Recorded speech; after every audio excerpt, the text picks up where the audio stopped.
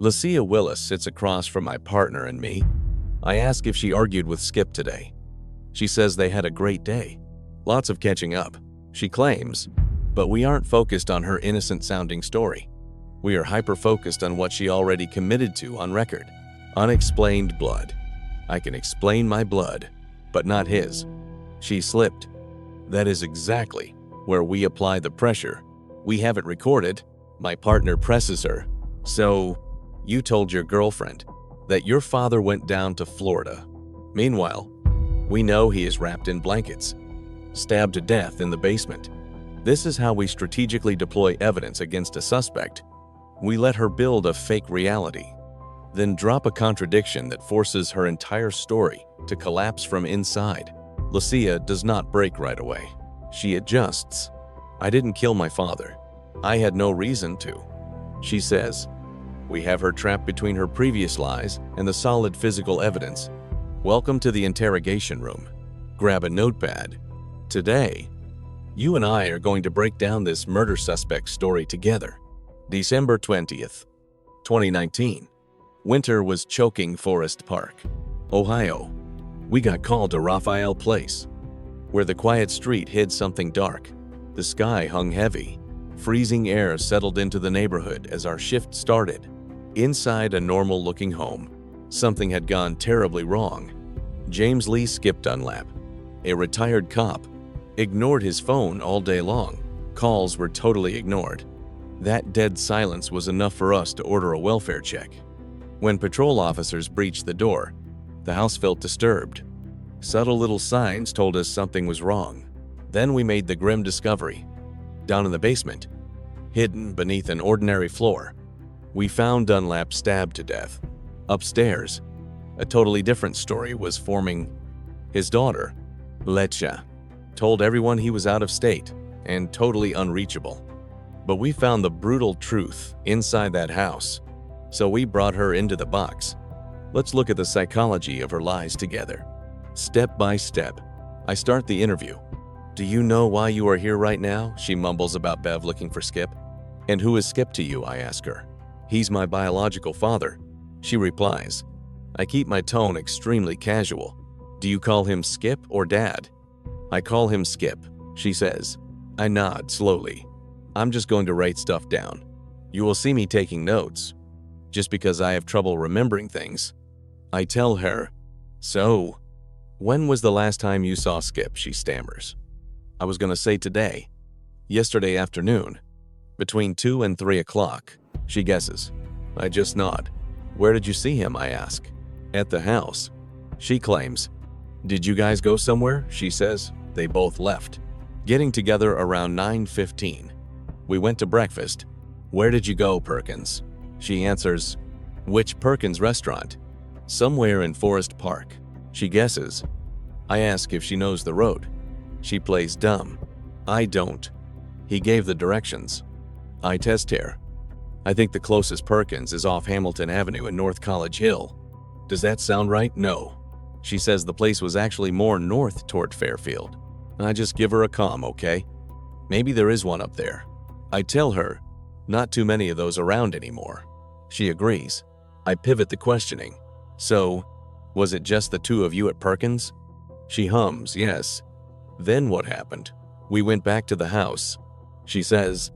She claims they just talked, watched some movies, and put on a concert video.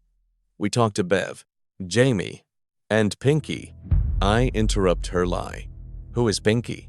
Bev's cousin down in Daphne, Alabama, where I'm from. I act like I buy it. We also talked to Skip's mom. Those were the only people we called. You and I both know she's lying through her teeth. Catching up. And then he left. We just moved some boxes inside. She mumbled to us. Then he left. You and I are going to unpack this interrogation together. We started off easy, letting Lecia ramble about her morning without making any hard accusations. We wanted her to build a massive, detailed timeline all by herself. The more she talked, the more likely she'd trip up. It is a classic investigative move, relying entirely on pure free recall. Giving a suspect an open floor hands us far more fatal mistakes than firing off direct questions. So, Did you move things from Seabury today? I asked. No, we just moved it out of Seabury. She stuttered. A lot of our stuff is in storage. Skip moved some boxes from storage into their house. I didn't. She corrected herself. We just nodded. I asked if she was still staying at Seabury. She claimed she had been living in a hotel all week. My partner asked which one. The Sonesta in Blue Ash. She muttered. I immediately asked which room. 3, 2, 4. My partner pivoted, asking exactly where her storage units were located. There are 2 of them. One is a public storage, over in Fairfield. The second one is simply storage. It's only about 5 minutes down the road from the first spot on Tylersville. She explained. We logged it. What exactly did you bring into the house today? Just some boxes. Vases. Basic household stuff. I leaned in. Do you still have that hotel room? Yes, I do. I reviewed my notes. You told us tonight was going to be your very first night officially moving into that house. Were you planning to actually live there with Skip and Bev? My partner chimed in to clarify. Yeah, Bev is down in Daphne, Alabama right now, she answered, looking for a brand new house for them to buy. My plan was to just lease the house they're living in right now. We nodded. Skip and I talked about it. Seabury was getting far too pricey, and since I lost my job, we just couldn't swing it.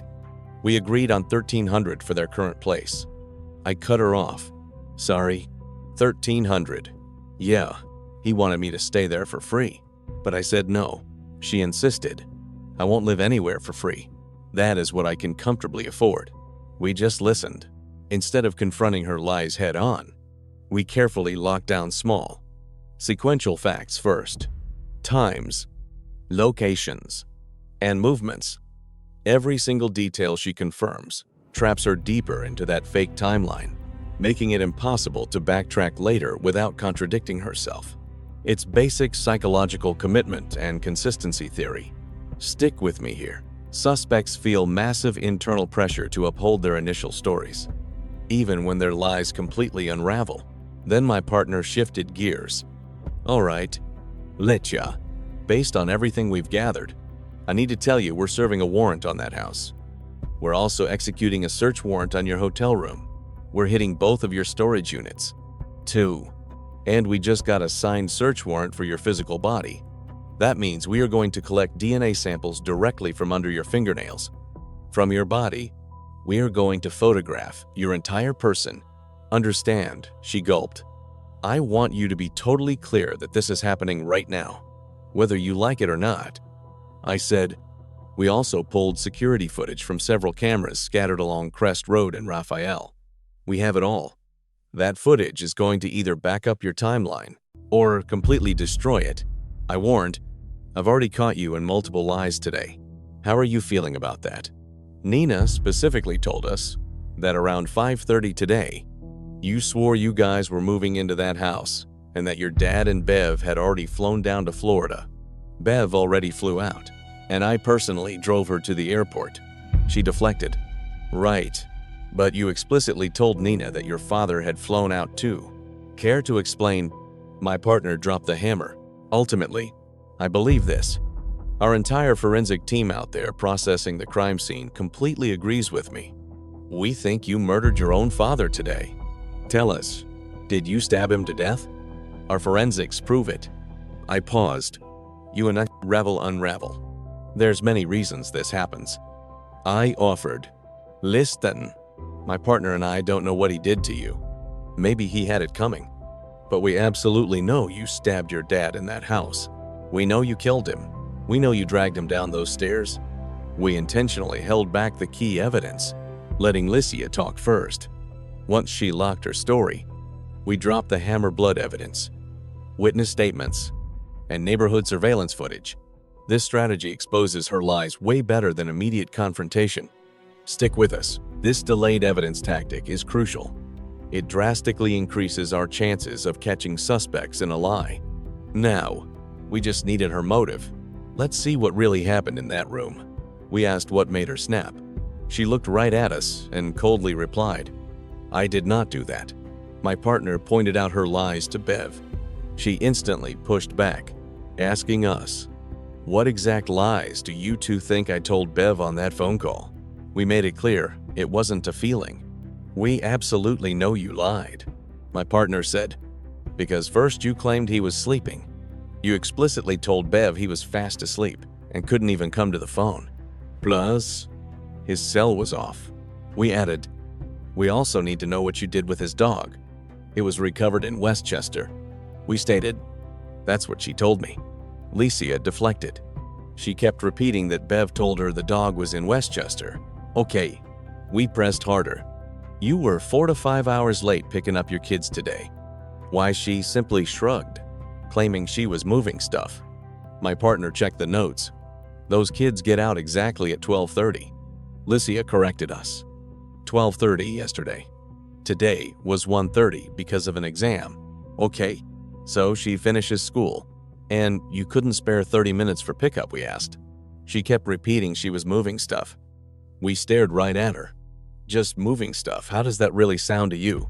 She tried claiming her car was too full, saying her daughter decided to just go hit McDonald's with some friends instead. Lecia insisted she asked if that was okay, and her daughter supposedly said, "Yeah, that's totally fine. I'll call you when I'm actually ready." We shut that down fast. "That isn't remotely close to what your daughter told us." Lecia doubled down, insisting it was true. "Right." We laid out the next trap. "Your girlfriend says you picked her up at 5:30, claiming you were assuming your parents' $1,200 mortgage." Watch how we operate here. At critical moments, my partner and I subtly offered her a morally softened, easier version of the crime. This interrogation tactic lowers their psychological barrier. It reframes the brutal crime as a situational mistake, rather than purely malicious intent.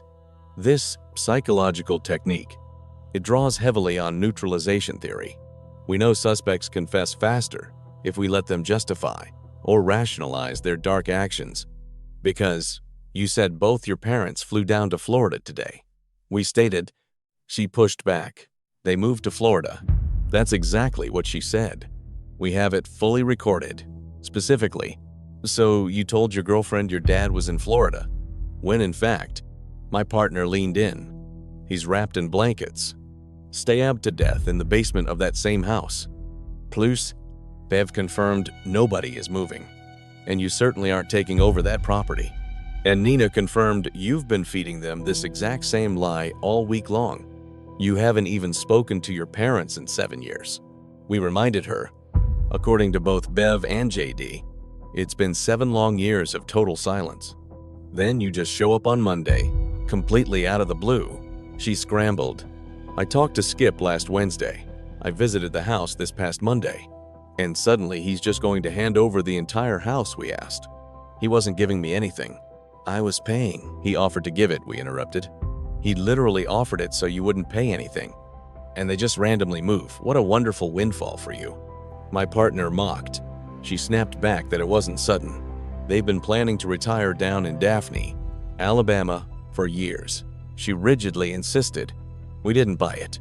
You don't fly into Florida to get to Daphne, Alabama. She tried spinning it.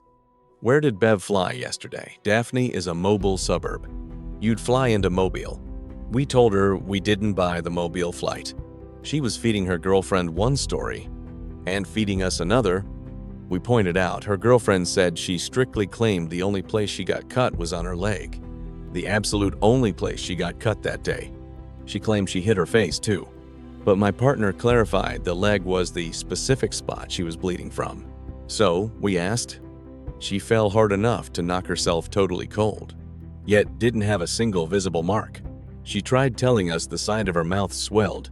So between picking Nina up at 5:30 and us knocking on her door, the swelling just magically vanished. We noted her miraculous rapid healing powers.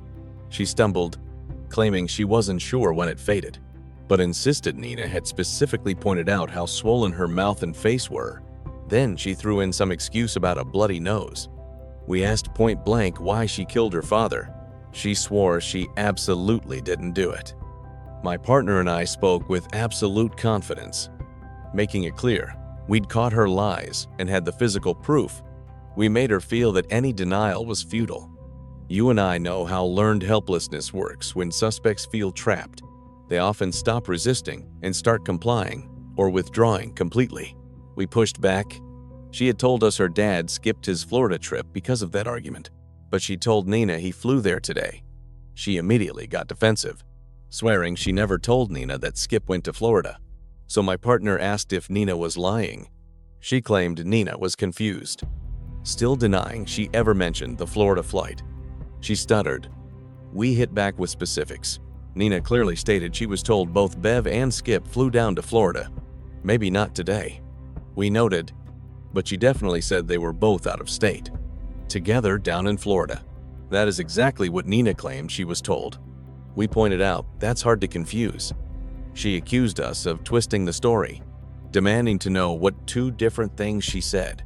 We noted she just contradicted herself right then. First, she claimed Nina said they flew out today, which we corrected, admitting maybe Nina didn't specify it was actually today. Maybe we misunderstood the exact day. But Nina definitely confirmed she was told they both flew down to Florida, and that was her excuse for moving into the house today. Since she initially told Nina she wasn't moving until Sunday, so why rush in today? We repeated that she wasn't supposed to move until Sunday. She denied ever saying it. We just echoed the timeline again. So we asked if Nina was lying. She backpedaled, refusing to call her a liar. We pressed why Nina'd say it. She played confused again, claiming she didn't understand what my partner and I were implying. We hammered it. Why would Nina invent a story about moving on Sunday? She just muttered she couldn't say. Nina actually did.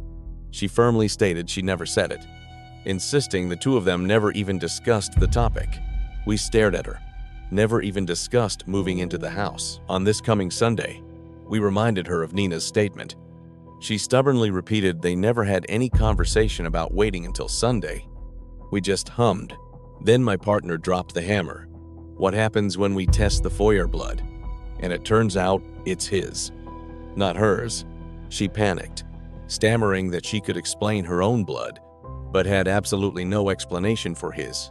She claimed her blood was spilled there, and she was simply trying to wipe up her own mess. We leaned in. Did she realize her phone tracks everywhere she goes, and we were absolutely getting that data? She whispered, "Okay, just a nervous, all right. Stick with us here." My partner and I layered multiple inconsistencies, conflicting timelines and injuries, never letting her resolve a single one. This completely destroyed her ability to keep her false narrative straight. It's basic cognitive load theory. Lying drains significantly more mental energy than truth-telling. This intense informational pressure makes deceptive suspects incredibly vulnerable. We brought it back to brutal reality. Her father had a massive puncture wound right in his throat. A deep wound like that causes massive blood loss. We stared her down. We knew she desperately tried cleaning up all that blood inside the foyer. Let's look at this closely. We noted the blood seeped into the wood, covering the walls. We told her she missed spots. She insisted she only cleaned her own mess, never once mentioning that he was bleeding. We reminded her of her injuries. She admitted to her own wounds, swearing she didn't know Skip was bleeding. We firmly reminded her he had a massive hole in his throat. We told her she knew about the wound because she put it there herself. She immediately got defensive and flatly denied doing it. She doubled down on her denial. She swore she had absolutely no idea Skip was even injured until we sat across from her and said it. We brought up our conversation from just minutes ago. We told her to stop and actually listen to the fractured story she was telling. We reminded her that, according to Nina, she claimed her father was down in Florida. Meanwhile, she told her stepmother he was simply asleep with his phone off. Nobody was answering the house phone when it rang. Meanwhile, there was clearly blood pooled absolutely everywhere. We pointed out her own suspicious injuries, all while her father lay dead down in the basement, wrapped up in blankets after being dragged down the stairs. He suffered multiple stab wounds, including that punctured throat. We told her she had lied to everyone. We accused her of covering her tracks while her dad lay butchered downstairs. She stubbornly insisted she wasn't trying to hide a single thing. She claimed Bev messaged her asking for Skip, and that she had immediately called her right back. She supposedly told Bev honestly that Skip wasn't around. We pressed her, demanding to know exactly where he went. She said he left with some unknown friend. When we asked for a name, she claimed ignorance. We dug for details. A female friend driving a black Toyota. Though she couldn't give us the model, she said it looked like a sedan. That was all she knew. We told her we pulled the neighbor's doorbell camera, and it didn't show any Toyota. We called out her blatant lie right to her face. She desperately maintained her innocence, swearing she never met the driver, and there was zero introduction. She just stood in the doorway, and that was it. We finally paused the interrogation. We told her to sit tight, saying we'd be back in a few minutes. You and I aren't just challenging her facts here. We're breaking down her actual logic. We watch for red flags like passing out without a scratch, or ignoring her kids. It completely shatters the coherence of her story. We rely on reality monitoring theory. It helps us separate genuine memories from total fabrications, relying heavily on logical consistency and sensory details. We stepped back in, asked how to pronounce Nina's daughter's name. We confronted her about arriving at the house. We knew she ordered the children to stay out of the basement, but she immediately denied, telling them that she claimed the kids asked about a basement, and she said yes. She told them it was unfurnished and used for storage, denying she ever made it off limits. We pushed back, revealing our witness specifically told us she gave a direct order to stay entirely out of that basement. She refused to crack, insisting she never banned them from the basement, and that they only asked if one existed. She repeated her script. She supposedly told them it was unfurnished storage space, and nothing more. We must ask, why would her own family say that? Why would Nina make all these things up? While she sat there denying everything, we repeatedly asked why they would invent such specific lies. She quickly backpedaled, arguing she never claimed it didn't happen. We trapped her again, asking why she told Nina her dad was down in Florida.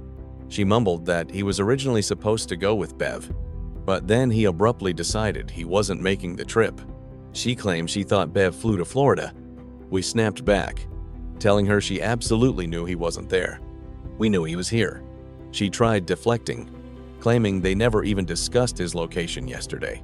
She insisted they only spoke about Skip on Thursday, frantically repeating that his name never came up yesterday at all. She clung to the story that his canceled trip just wasn't discussed. She swore they didn't speak about it for a single second yesterday. She just took her to work. You and I are reviewing our Friday afternoon interrogation tape together. We hammered her. Why were you late getting the kids yesterday? Her excuse, she claimed she was moving stuff, thinking school let out at 12:30. Then she quickly backtracked, claimed she thought dismissal wasn't until 1:30, which caused the delay. My partner pushed back. So you were just moving things that entire time until pickup, she hesitated, changing her story to say Skip was with her for part of it. We reminded her she already said Skip was helping. She agreed, so we fired back. Exactly what time did he leave? She guessed between 2 and 3. We asked what she did then, and she swore she was just tidying up the house. We intentionally contrasted Leticia's wild statements with what Nina, Beth, and the kids told us, making her realize her story was completely isolated and unsupported. We did this to build pressure, proving everyone opposed her. It is a proven interrogation method based on social validation. Suspects break when they see everyone agreeing against them, especially in highly uncertain situations. She claims she was prepping the bedrooms, laying out fresh towels and supplies, desperately trying to convince us she was just playing the good, welcoming host. So we pivoted. Why did you tell us you were knocked out? What happened? She fumbled her words. Because I hit my head. Wait. No, I didn't hit it. She claimed she struck her face and passed out. When we demanded an exact time, she played dumb, apologizing that she just couldn't remember. We asked if it was before or after Skip left. She said after. Then she wavered. I reminded her she previously claimed the injuries happened while the two of them were carrying things. We cornered her. That is exactly when you said you tripped, fell hard, and hit your head. She scrambled, saying she did trip, but claimed she felt dizzy while moving items and just collapsed on the floor. She swore she blacked out for an unknown amount of time, waking up to grab her phone and dial Nina. She insisted she called, and that was it. We pointed out the flaw. Nina couldn't reach her for 3 hours. If pickup was at 4:30, we explained, that means between 1:30 and 4:30, you ignored your phone. You said Skip stayed until 2 or 3. So why exactly were you dodging calls? Her excuse, she claimed she probably didn't hear it, insisting they usually text instead of call. She defensively rambled that her phone volume was likely muted, claimed she always keeps it silenced, even when she goes to sleep at night. Stick with us here. By constantly revisiting when Skip left and when calls happened, we forced Lecia to repeatedly reconstruct her entire sequence of events. That is when her small lies began to surface, making the false timeline crumble. We rely on event sequencing theory. Fabricated timelines are always way more prone to distortion than actual, genuine memory. We slammed the evidence down. Is that your shirt? She tried joking her way out of it, babbling apologies. Look at it specifically. That is the brand tag. It clearly says New Day. She muttered that she owned a similar white shirt. She kept insisting she owned a white one, staring at the physical evidence, calling the color creamy camel. My partner dropped the bomb. Nina says it's yours, and it's soaked in Skip's blood. Lecia panicked, aggressively denying it. She desperately deflected, asking if there was a similar white shirt anywhere. I leaned in. You're struggling to keep your lies straight. She yelled back. I haven't lied, but we both knew she had. She claimed she told her dad that Skip was just asleep to avoid causing any family drama. My partner didn't hold back. No, you lied because you murdered Skip and left his body at the bottom of those basement stairs. You stabbed him in the neck, she gasped, shaking her head. No, I did not. Then came the wall. I want a lawyer now. You're just trying to trap me into admitting something I didn't do. You and I know she did. She looked directly at us. She wanted to know the exact process for getting her lawyer. I asked if she had someone in mind. She said David Washington, and I told her I knew him. Then she looked totally lost and asked us for the current time. I glanced at my partner. 7:01 in the morning. I brought up her lawyer. I asked if his number was saved in her phone, but she just shook her head. I simply agreed. I told her we would try to get him down here. Otherwise, my partner and I were completely done asking questions for the night. I meant this morning. We promised to let her know exactly what was happening. You and I know the drill. We systematically reduced her perceived escape options. We demolished her fake excuses, hammered the evidence, and highlighted every contradiction. We created a psychological bottleneck. Keeping up the denial became agonizing, triggering deep decision conflict. This case is a powerful reminder that you can't outrun the truth, no matter how carefully you try to rewrite reality. Every lie told, every detail twisted, may seem convincing in the moment, but truth has a way of surfacing through facts, patterns, and human behavior. What started as denial quickly turned into a collapsing story, where contradictions expose something far darker underneath. The real lesson here is about personal responsibility. Life can bring conflict, pain, and moments of emotional breaking, but how we respond in those moments defines who we become. Choosing violence or deception doesn't solve the problem. It multiplies it, leaving permanent consequences that can never be undone. This story also highlights the danger of self-deception. When someone convinces themselves that their actions can be hidden or justified, they begin to lose touch with reality. And once that line is crossed, every decision after becomes easier and more destructive. Above all, it teaches us that honesty is not just a moral choice, but a lifeline. Facing the truth early, no matter how difficult, can prevent irreversible damage. Because in the end, truth doesn't just come out, it holds people accountable, and it always has the final word.